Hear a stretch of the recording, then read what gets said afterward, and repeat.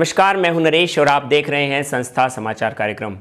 जी हां, संत आशाराम जी बापू की रिहाई को लेकर आज जगह जगह मांग तेज हो गई है। बापू जी के साधकों के द्वारा जगह जगह पर प्रार्थनाएं, जप और अनुष्ठान किए जा रहे हैं। इतना ही नहीं, जगह जगह मौन रैलियां निकालकर संत आशाराम जी बापू को समर्थन दिया जा रहा है। 7 जनवरी को संत आशाराम जी बापू के बेल की सुनवाई थी, परंतु उसे 13 जनवरी को टाल दिया गया है। इस बात से जनता में काफ़ी रोष है। आज बापू के भक्तों में ही नहीं, भारत की पूरी जनता में केवल ये ही मांग है कि जहां बड़े बड़े क्रिमिनल्स को भी जमानत मिल जाती है, तो संत आशाराम जी बापू को जमानत क्यों नहीं दी जा रही। संत आशाराम जी बापू एक 75 वर्षीय बुजुर्ग संत हैं। उन्होंने देश उत्थान के न जाने कितने ही सेवा कार्य किए हैं, फिर भी आज उनको इतना सताया जा रहा है। जी हाँ, भारत भर की जनता में काफ़ी पीड़ा इस बात को लेकर है। कई लोगों ने बड़ बादशाह की परिक्रमा करके या फिर यज्ञ करके या अनुष्ठान करके संत आशाराम जी बापू को अपना समर्थन दिया है। ओम त्र्यंबकम यजामहे सुगंधिम पुष्टिवर्धनम उर्वारुकमिव बंधनान् मृत्योर्मुक्षीयमामृतात् स्वाहा। इतना ही नहीं, आज संत आशाराम जी बापू को किस कदर सताया जा रहा है, किस कदर पीड़ित किया जा रहा है।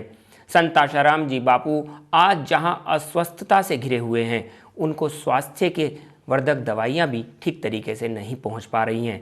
फिर भी संत आशाराम जी बापू का ये कहना था कि उन्होंने अपनी हिम्मत नहीं हारी है। स्वास्थ्य टूटा है, मैं नहीं टूटा। स्वास्थ्य तो टूटा है, मैं क्यों टूटूंगा? सत्य मेरा रक्षक है। संत आशाराम जी बापू को ही नहीं, उनके परिवार को तथा उनके आश्रमों को भी आज किस प्रकार से सताया जा रहा है। केस के तहत न जाने कितनी ही धाराएं लगाकर आज उनके आश्रमों को और उनको प्रताड़ित किया जा रहा है। इस बारे में कहना था उनके वकील BM गुप्ता का। सर, मंगलमय चैनल में आपका बहुत बहुत स्वागत है। एक छोटी बच्ची जिसको छोटी दामिनी कह रहे हैं, अभी वो बच्ची कई चैनल वाले दिखा रहे हैं कि बापूजी उसको आशीर्वाद दे रहे हैं, लेकिन चैनल वाले दिखा रहे हैं कि उसका बलात्कार करने के लिए उसको तैयार किया जा रहा है। उस बच्ची ने स्कूल जाना बंद कर दिया है। उसको शर्म इतनी आती है कि वो घर से बाहर नहीं निकलती। उसकी माँ को शिल्पी बताते हैं चैनल वाले। तो अब वो लोग इतने परेशान हो गए कि उन्होंने पुलिस स्टेशन में FIR करवाया और पॉक्सो धारा लगी उन चैनलों पे जिन्होंने उसको बेइज्जत किया, लेकिन पुलिस की कोई कार्रवाई नहीं हो रही। तो ये कैसा कानून है? एक जगह पॉक्सो लगता है तो संत को जेल में डालते हैं, और दूसरी जगह पॉक्सो लगता है तो उनको कुछ कहते ही नहीं है। देखिए, पुलिस जो है वो एक रूलिंग पार्टी हो या पैसे वाले हों या बहुत ही पहुँचे हो या VIP हो, उनके हाथ का इंस्ट्रूमेंट है। पुलिस कायदे की कोई कार्यवाही कहीं भी नहीं करती है। या तो पैसा मिलता है तो करती है, या पॉलिटिकल प्रेशर होता है तो करती है, और या फिर कोई VIP अगर फरियादी है तो करती है। लेकिन अभी भी देखा जाए तो जितने जो इंसिडेंट बने हैं रेप के, और ये सारे रियल इंसिडेंट थोड़ी देर के लिए मान लिया जाए, जब पब्लिक रोड पर आ गई है तब जो है पुलिस ने कार्रवाई करना शुरू किया है। और उसी तरह से इस केस में भी हो रहा है। माइनर बच्ची है, स्कूल जाना बंद कर दिया और घर से बाहर नहीं निकलती, परेशान है, उसकी शांति सारी डिस्टर्ब हो गई है मानसिक, लेकिन पुलिस कोई कार्यवाही नहीं कर रही है। इसलिए पब्लिक को रोड पर आना पड़ेगा। और अगर इंडिया न्यूज़ का जो कोई VIP भी अगर है जिसने ये सारा जो है CD कॉन्कोक्टेड बनाई है, उसके खिलाफ तभी पुलिस एक्शन लेगी जबकि पब्लिक रोड पर आएगी। दूसरा सवाल है कि महिला आश्रम में पुलिस आती है और पुरुष लोगों को साथ, मतलब मेल पुलिस भी साथ में आती है। एक महिला आश्रम की वासी को बिठाते हैं, 7-7, 8-8 लोग उससे बड़े अजीब भाषा में सवाल करते हैं। तो ये क्या कानून के दायरे में है या कानून के बाहर है? कानून के दायरे में ये नहीं है। उसका एक ही कारण है कि पुलिस को इन्वेस्टिगेशन करने के लिए कहीं भी जाने का हक है, उसमें कोई शक नहीं। लेकिन अगर कहीं खास पर्पस से जाना है तो उनको जो है मतलब एक कारण बताना पड़ता है कि भाई हम इस पर्पस से यहाँ इस जगह पर जा रहे हैं। और अगर किसी रूम की सर्च करनी है तो पुलिस के पास या तो सर्च वारंट होना चाहिए, और या फिर अगर रूम के अंदर जाना है तो उन्हें पहले रेजोल्यूशन पास करना पड़ता है और उसकी नोटिंग करनी पड़ती है कि भाई इस पर्पस से हमें रूम के अंदर तलाशी लेनी है। लेकिन पुलिस ये लीगल कोई कार्यवाही नहीं करती है। और यही एक फरियाद शोभा भोतड़ा DCP जो है सूरत के खिलाफ कोर्ट में मैंने फाइल की है, और अभी फरियाद दूसरी की तैयार होकर डीबी राविया के विरुद्ध में भी फाइल होने वाली है। और ये जाकर लेडीजों को तंग करती है, गालियां बकती है, विभत्स गालियां जो कि एक औरत के मुंह से अच्छी न लगे ऐसी ये गालियां बकती है। और अकेले में ले जाकर बापू के खिलाफ फरियाद करो, हम तुम्हें प्रोटेक्शन देंगे, तुम्हें पैसे मिलेंगे, इस तरह की जो लालचें देती है, जो मुझे बताया गया है, उस हिसाब से ये सारा जो है काम, इसकी जो कायदे की जो इसका हक है इन्वेस्टिगेशन करने का, उस दायरे से बाहर जाके ये सारी कार्रवाई कर रही है। और ये जो है एक ही बात इसके दिमाग में है कि जोधपुर पुलिस नाम कमा गई, सूरत पुलिस ने नाम कमा लिया, मैं नाम कमा नहीं पाई आज तक, इसलिए ये जो है लेडीज़ों को जाकर वहाँ परेशान करती है, धमकियाँ देती है और लेडीज़ों को कहती है कि फरियादी बनो, मैं तुम्हें प्रोटेक्शन दूंगी। कि वहाँ पर जो है जो पुलिस वाले ले जाते हैं वो सिविल वर्दी में होते हैं और ज़्यादातर महिला आश्रम में जेंट्स पुलिस वालों को ले जाया जा रहा है और जेंट्स पुलिस वालों के बीच घेरे में रखकर एक लड़की को अलग बुलाकर उससे पूछताछ की जाती है। तो इस विषय में थोड़ा सा, ये चीज़ वैसे कायदे में परमिसेबल नहीं है और पुलिस जो है जितनी भी सिविल ड्रेस में जाती है वो भी इलीगल है। पुलिस को यूनिफॉर्म में जाना चाहिए।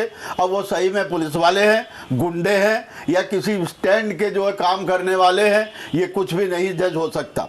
और पुलिस को हकीकत में ड्रेस में होना चाहिए, उनकी नेम प्लेट जो मतलब उनके सीने पर लगी हुई होनी चाहिए। और इस तरह से पुरुषों के घेरे में उसको लड़की को खड़ी करके उससे पूछताछ करना, ये भी साइकोलॉजिकल टॉर्चर है जो है मतलब लड़की पर। इस तरह की पूछताछ कभी नहीं हो सकती। आयोग को सिर्फ जो है उसका राइटर परमिसेबल है और उस टाइप पे उस तरह से उसको पूछताछ करनी चाहिए। महिलाएं चैनलों में जाती हैं, बहस करती हैं और बापूजी पे तमाम उल्टे पुल्टे शब्दों का इस्तेमाल करती हैं। उन समाज सेविकाओं ने कभी ये भी नहीं देखा कि आश्रम में महिलाएं कैसे रहती हैं। उन समाज सेविकाओं ने कभी ये भी नहीं देखा कि जोधपुर की जिस कुटिया की बात की जा रही है वो कुटिया वाकई साउंड प्रूफ है या नहीं, उस लड़की का सच में बलात्कार हुआ है नहीं। उस तरह के वो डिस्कशंस करना, क्या ये कोर्ट में कानूनी तौर पे ये चलेगा या गैर कानूनी है? देखिए, कानूनी तौर पर जो है देखा जाए तो पूरी जोधपुर की चार्जशीट पढ़ा जाए तो उसमें रेप का कहीं भी रेफरेंस नहीं है। लड़की ने कहीं भी ये नहीं किया कि मेरे साथ में रेप किया गया। मेडिकल एविडेंस भी देखा जाए तो रेप की कोई साइन वहाँ पर नहीं मिली है। ऐसे कई संत जिन पे आरोप लगे, कोई 6 साल जेल में रहा, कोई 9 साल जेल में रहा, फिर बाद में वो निर्दोष साबित हुए। तो क्या उन संतों के पास ऐसा कुछ कानूनी प्रावधान है कि वो अपने अपमान का बदला ले सकें या कुछ इस भरपाई करवाएं? हाँ, वो ले सकते हैं। शूट फॉर डैमेजेस हो सकता है गवर्नमेंट के ऊपर, पुलिस ऑफिसर्स के ऊपर, इन्वेस्टिगेशन एजेंसी के ऊपर शूट फॉर डैमेजेस हो सकता है। मैलिशियस प्रोसिक्यूशन की फरियाद भी हो सकती है, लेकिन या तो उन्हें ऐसी कानूनी सलाह कोई नहीं देता, और अगर सलाह देता है तो संत ये सोचते हैं कि बबाल में से छूटे फिर कौन कोर्टों के धक्के खाएगा, इसलिए वो कुछ नहीं करते और पुलिस वालों की हिम्मत बढ़ती जाती है। क्या है, 4-5 साल बाद में छूट जाएंगे, क्या होगा? कुछ नहीं होगा, वहाँ तक तो पड़ा रहेगा अंदर। ये सारी मेंटालिटी है। इसलिए जो है संतों को या जिनको फॉल्सली इन्वॉल्व किया गया है उन सबको शूट फॉर डैमेजेस फाइल करने चाहिए। सूरत पुलिस जो भी पूछताछ किसी से करती है, किसी को डिटेन करती है या पूछताछ करती है, पूछताछ के तुरंत बाद वो खबर मीडिया में एकदम से फैल जाती है। तो ये क्या, ऐसा कुछ ज़रूरी है? वो कायदे के खिलाफ है। पूछताछ जो है किसी भी प्रोसिक्यूशन विटनेस से होती है या एक्यूज से होती है, वो अकेले में होती है और वो मीडिया जो को वो इन्फॉर्मेशन नहीं दी जा सकती और वो एक्यूज के लिए नुकसान करता है। लेकिन कोई एक्यूज लीगल एक्शन ले नहीं रहा, इसलिए पुलिस भी चल रही है, अपनी मनमानी कर रही है और मीडिया वाले भी अपनी मनमानी कर रहे हैं। जैसे एक खबर थी कुछ चैनलों ने चलाया कि स्वामी चक्रपाणी को सूरत पुलिस ने दिया सम्मन। उस समय तक स्वामी चक्रपाणी जी के पास कोई सम्मन पहुंचा ही नहीं था, लेकिन सब मीडिया में चला के सम्मन सम्मन सम्मन।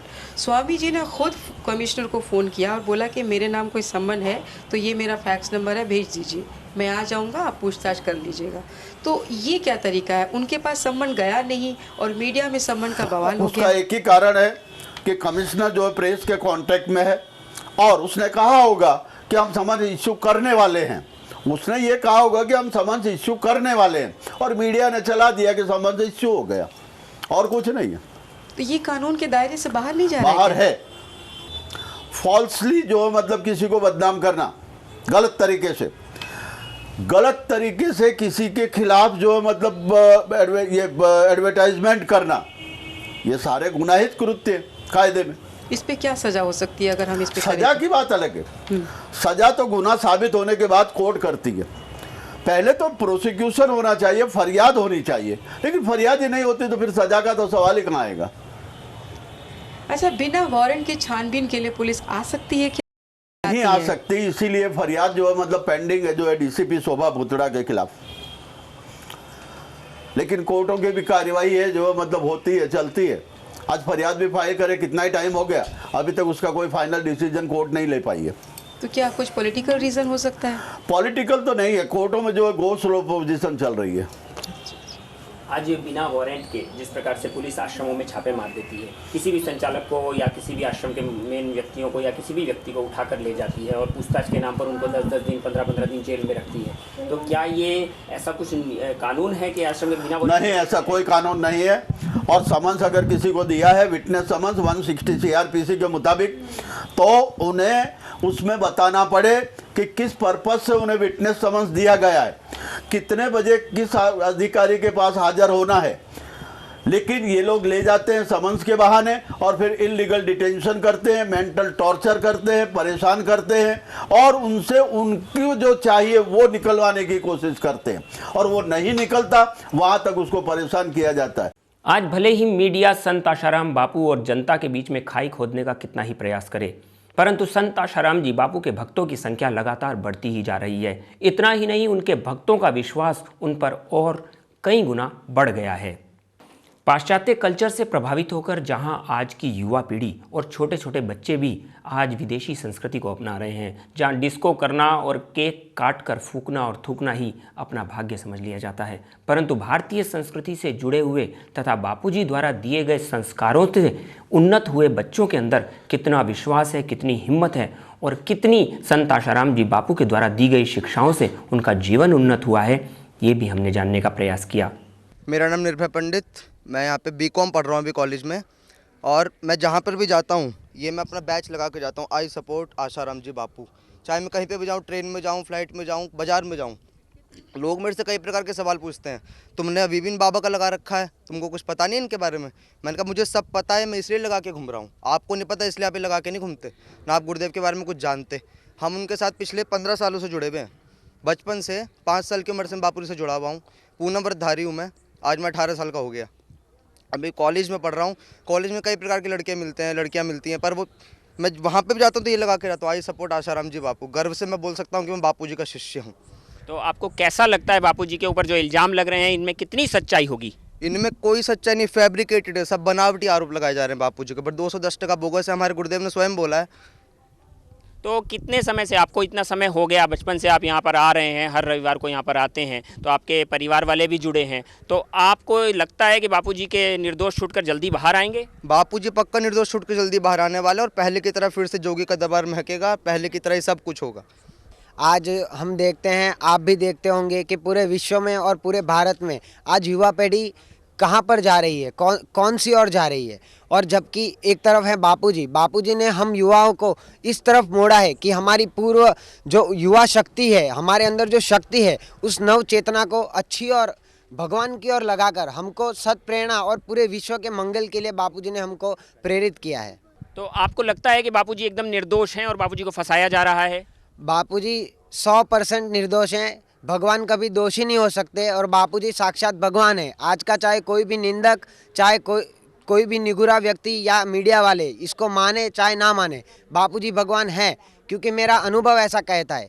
आज कोई भी व्यक्ति तर्क करके अपनी बुद्धि लड़ा के ऐसा बता दे कि बापूजी भगवान नहीं है। कल ही मुझे एक व्यक्ति मिला, मैं अपने पिताजी की शॉप पे जब सेवा करने बैठता हूँ तो कई लोग आते हैं, कई लोग बोलते हैं कि बापू अभी भी बापू का फोटो लगाया है, ये है वो है। हम बोलते हैं बापूजी तो भगवान है, तो वो अपनी तार्किक बुद्धि से ऐसे दाव पेच लड़ाते हैं कि बोलते हैं, आखिर में ऐसा साबित करके रख देते हैं कि ये बापू भगवान नहीं है, ये इंसान है।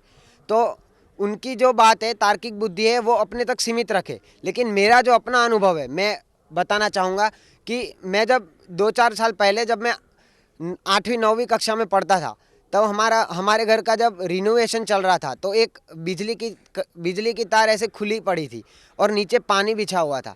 तो मैं वहाँ पर जैसे ही पैर रखा तो पूरा चिपक गया और काफ़ी देर तक मुझे करंट लगा। उस समय मेरे पिताजी बापूजी के द्वारा दिया गया गुरु मंत्र का जप कर रहे थे। उनको अचानक अंदर से ऐसी प्रेरणा हुई जैसे बापूजी उनको बता रहे हैं कि तेरा बेटा मुश्किल में है, तू जा। और पिताजी माला करते करते उठे और वहाँ जाकर उनको ऐसी प्रेरणा हुई कि जहाँ पर वो वायर लगा हुआ था उस वायर के स्पॉट में से उन्होंने वायर खींच के निकाल दिया और मैं पूरा सफ़ेद हो गया था और सारा खून मेरा जम गया था, बहुत भारी करंट लगा था। और डॉक्टर ने भी ऐसा बोल दिया था कि अब तो बहुत मुश्किल है, लेकिन अचानक कोई भी दवाई नहीं की, घर पे ही मुझे होश आ गया था। तो बापूजी भगवान हैं, ये हमको अनुभव है, हमारा अनुभव हमसे कोई नहीं छीन सकता। चाहे कितनी ही झूठी कहानियां बनाकर संत आशाराम जी बापू के लिए चलाई गई हों या फिर कितने ही इल्ज़ाम संत आशाराम जी बापू के ऊपर लगे हों, परंतु उनके भक्तों की संख्या दिन ब दिन बढ़ती ही जा रही है। जी हाँ, संत आशाराम जी बापू के लिए न जाने कितने ही साधकों द्वारा जगह जगह पर प्रदर्शन किए जा रहे हैं। देश विदेश में संत आशाराम जी बापू को आज सम्मान का दर्जा दिया जा रहा है। एक 75 वर्षीय बुजुर्ग संत जिन पे अभी तक कोई भी आरोप सिद्ध नहीं हुआ है, उसके बावजूद भी 4 महीने से वो जेल में हैं। जी हाँ, संत आशाराम जी बापू को भी आज जमानत तक नहीं दी जा रही है। इसका कारण क्या है, ये जानने के लिए सारी जनता उत्सुक है। जनता में ये विश्वास है कि संत आशाराम जी बापू शीघ्र ही उनके बीच होंगे। आज संत आशाराम जी बापू के बारे में चाहे कितने ही अनर्गल लांछन क्यों न लगे हों, कहा जाता है कि सत्य परेशान हो सकता है लेकिन पराजित नहीं। ऐसा ही कुछ संत आशाराम जी बापू के मामले में है। चाहे कितना ही लोगों ने सताया हो या फिर कितना ही आज प्रशासन द्वारा या मीडिया द्वारा संत आशाराम जी बापू के लिए अनर्गल बातें फैलाई गई हों, तो भी संत आशाराम जी बापू का विश्वास कभी डिगा नहीं है और ना ही डिगेगा। हकीकत छुप नहीं सकती बनावट के उसूलों से, खुशबू आ नहीं सकती कभी कागज़ के फूलों से। जी हाँ, मीडिया प्रशासन द्वारा संत आशाराम जी बापू के लिए चाहे कितना ही अनर्गल क्यों ना फैलाया गया हो, परंतु संत आशाराम जी बापू के भक्तों की संख्या दिन ब दिन बढ़ती ही जा रही है। उन पर से उनके भक्तों का विश्वास कम नहीं हो रहा है। आज संत आशाराम जी बापू को लेकर साधकों में ही नहीं, पूरे भारत भर के लोगों में विश्वास 4 गुना बढ़ गया है। मेरा नाम धर्मेंद्र कुमार यादव है, मैं बॉम्बे से हूँ। मैं MA BEd हूँ और मैं आज आश्रम में 2004 से आ रहा हूँ। मैं दीक्षा भी बापूजी से ही लिया हूँ। ऐसा कुछ हमें नहीं मिला। हम बच्चों को जो हमारे घर में ट्यूशन वगैरह चलते हैं, हम लोग भी शिक्षा देते हैं और ऐसा कुछ भी नहीं मिला आज तक कि हम लोग समाज को बताएं। आज ये मीडिया सबको दिखा रही है कि ऐसा ऐसा है। आप सोचो कि वो बलात्कार खुद अपने संस्कृति और सभ्यता, अपने रहन सहन का कर रहे हैं। वो किस हिसाब से अपने भाई बहनें को पहचानने का, माताओं को पहचानने का किस अधिकार से उनको वो सामने लाएंगे, जब उनके अंदर वो अपने एजुकेशन या अपने मतलब जो शिक्षा प्राप्त किए हैं उसका वो प्रयोग कहाँ कर रहे हैं, किसको सपोर्ट कर रहे हैं? पाश्चात्य संस्कृति को कर रहे हैं। पाश्चात्य संस्कृति हमारे देश को कितने सदियों से उजाड़ी है और यहाँ तक कि हमको बेघर भी कर दिया है। हमारे कितने भाई बहन आज जो है कि जंगलों में कैसे कैसे अपना जीवन यापन कर रहे हैं वो नहीं बताया जा रहा है। आज बापूजी उनको किसी तरह सहारा दे रहे हैं। एक शिक्षा के द्वारा, दीक्षा के द्वारा, बल शक्ति और बाल संस्कार केंद्र और वगैरह वगैरह जो भी गुरुजी के इतनी संस्थाएं चल रही हैं उसको कभी नहीं दिखाया जा रहा है। क्या फ़ायदा है, क्या लोगों को क्या लाभ है, क्या उनसे कभी नहीं पूछा जा रहा है। हमारी कितनी माताएं बहनें जो आज बोलते हैं अशिक्षित तो हम मानते हैं वो हैं जो अपने सभ्यता और संस्कृति को भूल चुके हैं। आज बापूजी को निर्दोष हैं जो कि गलत अफवाहों से, गलत बातों से वो चाहे कितना भी प्रयोग कर लें। बापू हमारे साक्षात भगवान हैं और रहेंगे। उनका कोई बाल बांका कुछ कर नहीं सकता। और मैं तो ये कहूँगा वो क्या बिगाड़ सकते हैं। बापूजी हमारी हम भक्तों की खुद परीक्षा ले रहे हैं। आज नहीं कल वो हमारे सामने आएंगे। वो हमारे ईश्वर हैं और रहेंगे और उनमें कोई कुछ कर नहीं सकता। आप इतने पढ़े लिखे हैं, आपने चैनलों पे आज रोज़ देखते हैं। अभी दिल्ली में एक मुद्दा उठा, एक छोटी सी बच्ची के कंधे पर बापूजी ने हाथ रखा और ये दिखाया गया कि वो लड़की के साथ बापू के गलत संबंध है। उसकी माँ को शिल्पी बता दिया गया और उसको ब्रोकर बता दिया गया कि बापूजी के लिए लड़कियाँ सप्लाई करती थी। इस बात को लेकर उन्होंने केस भी किया और काफ़ी वो लोग वहाँ पे अभी जगह जगह धरने हो रहे हैं। लोगों के चैनलों के ऊपर पोक्सो की धारा भी लगी है। तो इस बारे में आप क्या कहना चाहेंगे कि आज ऐसे एक लड़की को इज्जत को लेकर दूसरी लड़की की इज्जत को उछालने का प्रयास नहीं हो रहा? देखिए, मैं क्या बोलूँ, जो अपने सभ्यता और संस्कृति को भूल गया वो अपने बहन को कैसे पहचान सकता है? बहन को पहचानने के लिए पहले उसको अपने को जानना होगा। मैं क्या हूँ, हमारी सभ्यता क्या है, मेरी संस्कृति क्या है। उनको स्नेह प्यार उनको उनके अंदर है ही नहीं।